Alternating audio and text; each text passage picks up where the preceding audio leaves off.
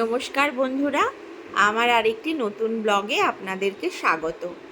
দিনটি ছিল ৩রা মার্চ। আমরা ভোর ভোর বাড়ি থেকে বেরিয়ে পড়েছি তেভাগা এক্সপ্রেসে করে মালদার উদ্দেশ্যে। বেশ মনে একটা ফুরফুরে মেজাজে আমরা রওনা দিয়েছি, কিন্তু মালদা যেতে না যেতেই, মালদা ঢোকার আগে একলাকি থেকে আমাদের কিন্তু টেনশানে বাড়তে থাকে। কী কারণে টেনশান? একলাখিতে ট্রেনটা বেশ প্রায় বলতে পারো আধ ঘন্টা সময় আটকে ছিল, তারও বেশিই হবে। কারণ আমাদের সকাল 9:30টায় মালদা থেকে দিল্লির উদ্দেশ্যে ট্রেন ছিল। তো যাই হোক, সেই টেনশন কাটিয়ে উঠে আমরা দিল্লির ট্রেনে উঠে পড়েছি। তুমি বারবার এটা একটা স্পেশাল ট্রেন। কি আসবে তোমার? কি অর্ডার করেছো?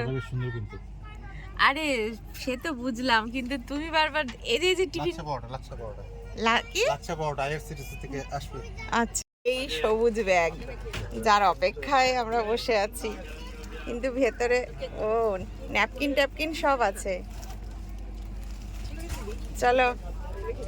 আমরা কিছু কলিগরা এবং তাদের ফ্যামিলি, আমার ফ্যামিলি, আমরা সবাই মিলে যাচ্ছি কাশ্মীর। তো আমরা বাড়ি থেকে অনেক খাবার দাবার নিয়ে গেছিলাম, তাও আমরা একটু অন্য খাবারও টেস্ট করে দেখার জন্য এই রকম করছিলাম। তো আমরা পৌঁছে গেছি। দিল্লি থেকেও ট্রেন ছিল আমাদের জম্মু টু কাটরা।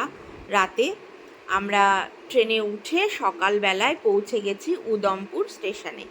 স্টেশনটা খুব নিরিবিলি এবং ফাঁকা থাকার জন্য আমাদের ট্রাভেলার ওইখানেই এই ট্রাভেল কারগুলোকে আসতে বলেছিল এবং আমরা খুব ভালোভাবে রিল্যাক্স হয়ে ওইখানে কিন্তু পৌঁছে যাই। তারপর আমরা ট্রাভেল কারে উঠে আমরা এবার রওনা হচ্ছি পেহেলগামের উদ্দেশ্যে। এসছি, আর এই যে আমাদের গাড়ি, আর আশপাশের ভিউটা ঠিক এই রকম।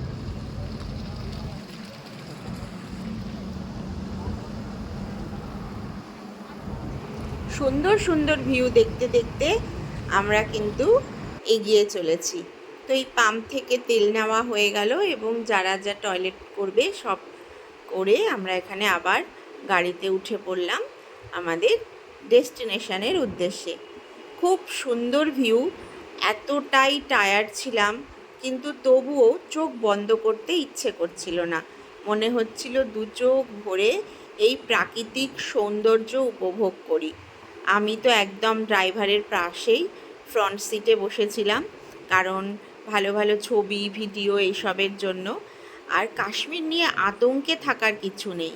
কাশ্মীরকে ভালোবেসে আমি বলবো সবারই ঘুরে আসা উচিত।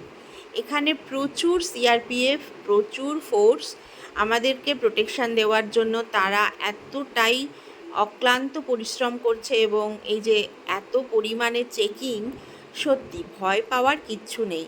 ট্যুরিস্টদেরকে তারা আপন করে নিয়ে এই সৌন্দর্যকে আলিঙ্গন করার অভিনন্দন বা তাদেরকে ওয়েলকাম জানাচ্ছে। এখানে আপেল বাগান দেখতে দেখতে, আপেল গাছে এখন আপেল নেই, কিন্তু গাছগুলো দাঁড়িয়ে আছে। আখরোট বাগান দেখেছি। এই ছোট গাছগুলো হচ্ছে আপেলের গাছ। সবে মাত্র কুড়ি আসা শুরু হয়েছে।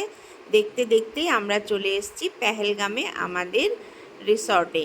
তো এই রিসর্টে আমরা এক রাত্রি কাটিয়েছি এবং এখানকার ভিউটাও ছিল অসাধারণ। তারপর আমরা বাইরের প্রাকৃতিক দৃশ্য দেখেই ফ্রেশ হওয়ার জন্য রুমে চলে আসি। তা আমাদের রুমটাও ছিল খুব সুন্দর। আমাদের রুমটা ছিল ফার্স্ট ফ্লোরে, যেখান থেকে কিন্তু বাইরের ভিউটা অপূর্ব লাগছিল, আর রুমটাও ভীষণ সুন্দর ছিল।